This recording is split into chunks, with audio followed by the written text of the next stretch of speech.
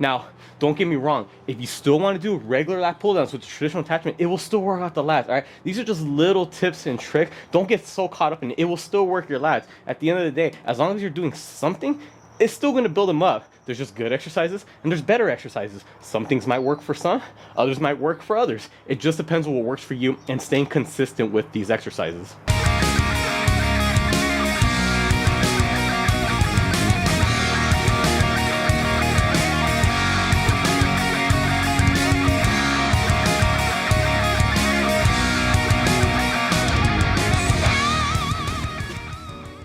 What's up everyone, David here. Got a new video for y'all today, but before we get into it, if you haven't already, make sure you subscribe to the channel and hit the bell notification.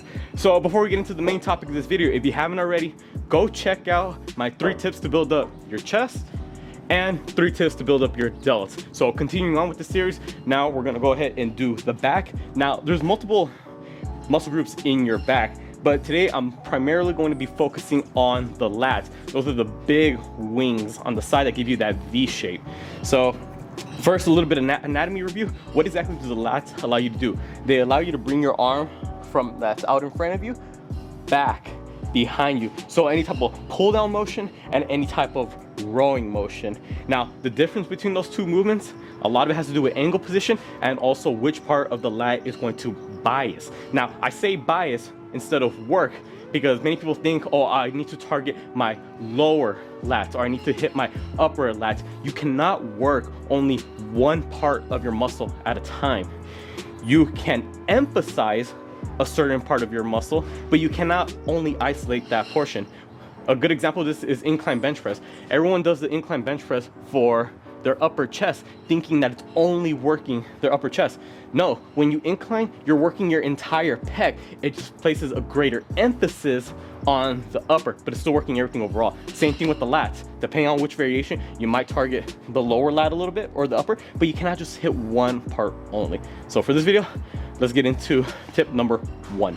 So a pretty common exercise that people do to build up the lats are going to be bent over rows. Now, the thing is with bent over rows, what is it that gives out first?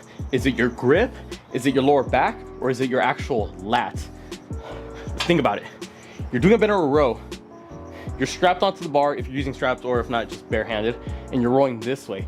Oftentimes, the thing that gives out is not necessarily your lats, which is the intended muscle that is being worked with that exercise. It's your lower back. Just keep in mind, your lower back is working isometrically to help hold you in this position. And what happens when people start getting fatigued? They start from down here, and every rep that goes on, you start seeing them come up a little bit, and then until they're pretty much just doing like an awkward shrug. That's because their lower back is the first thing that gives out. It's the limiting factor. Now, if your goal is hypertrophy, building up the lats, all right, not necessarily working on strength, just building up the size of your lats, then you want to eliminate that limiting factor, which is the lower back. And how you can do this?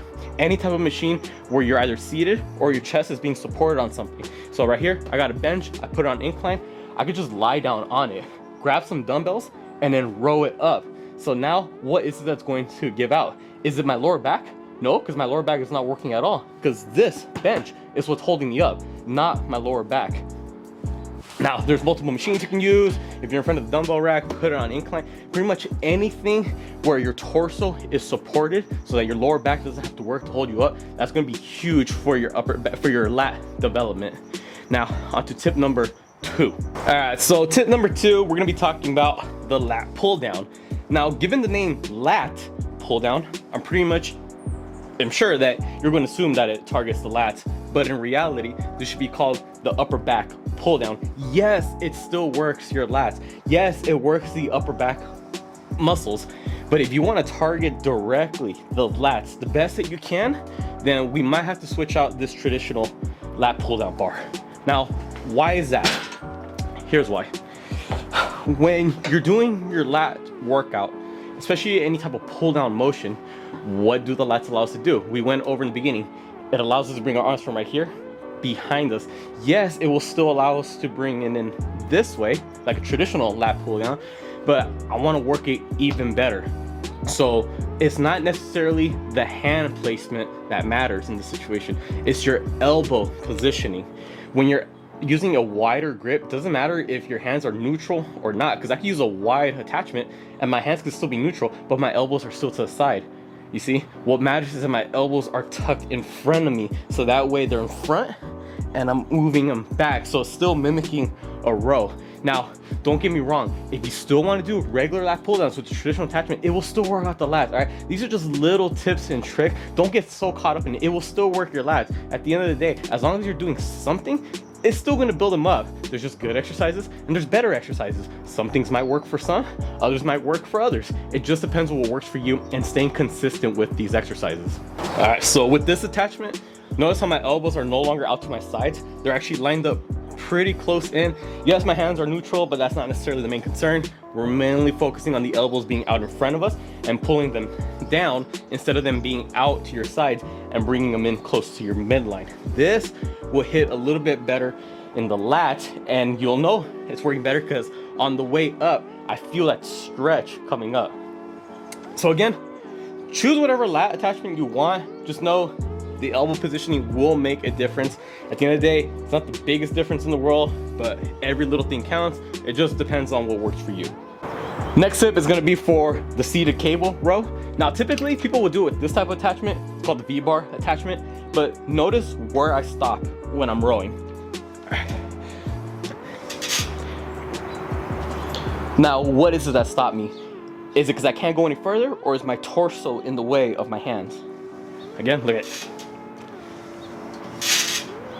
You see, I can't go further back. My range of motion can go all the way here, but if you use this attachment, you're limited because once you hit your torso, you can't go any further. When it comes to hypertrophy, one of the things that could possibly lead to more muscle size increases is more range of motion. So instead of stopping here, what if my hands were a little bit further out, so that way I could pull my elbows a little bit further back? That will help out. That way I could get an even bigger squeeze on my back. So what do? We switch out that attachment for one that's a little bit wider. Now, you can use the lat pull down attachment that I used earlier. Just remember, as long as the elbows are tucked in, you can use this one. For me personally, this is the best one because it's right at the right size. You see, my hands are barely outside my torso, so it still allows me to keep my elbows flared out. If it's a little bit too wide, then at that point, yes, maybe you can go further back, but your elbows are flared out, and then we start hitting a little bit of the lower trap, a little bit of rhomboids. Remember, emphasis, lats. So switch out the V-bar attachment to one that's a little bit wider so that you can pull further back. But at the end of the day, again, I cannot emphasize this enough, something is better than nothing. You can still make plenty of gains using that attachment. There's nothing wrong with it. If that's your personal favorite, then by all means do so. These are just little things that could possibly lead to more results.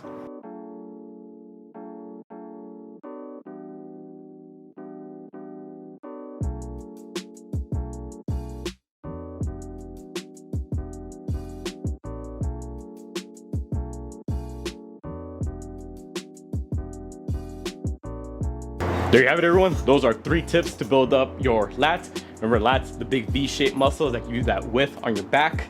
Tip number 1, instead of doing bent over rows, do anything where your chest or your torso is supported on something, so that way your lower back isn't the first thing that gives out. It will allow you to get a couple more reps in. Tip number 2, any type of pull down motion, whether it be a cable or actual pull-ups, instead of having your elbows out to your sides, trying to find an attachment or a hand placement where your elbows are out in front of you this way.